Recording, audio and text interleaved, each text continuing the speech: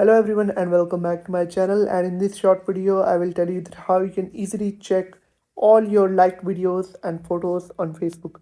That's quite simple, interesting and easy, so make sure to watch the video till end so you don't make a single mistake. So guys, first of all open up the Facebook app on your phone, and then you'll have to tap on your profile on the bottom right corner, and then tap on that gear icon on the top right corner to head over to the settings of your Facebook account. Now scroll down all the way until you will find an option of activity log. You'll have to tap on it.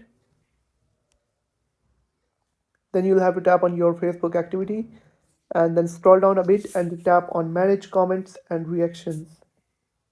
Now once you're on this page, you'll have to tap on filters on the top left corner, then hit categories and then select likes and reactions. Now you'll be able to find all the liked videos and photos on Facebook along with the date and the year. So I hope you found the video helpful. If you have found the video helpful, make sure to like the video and hit that subscribe button. And if you have any questions about the video, let me know in the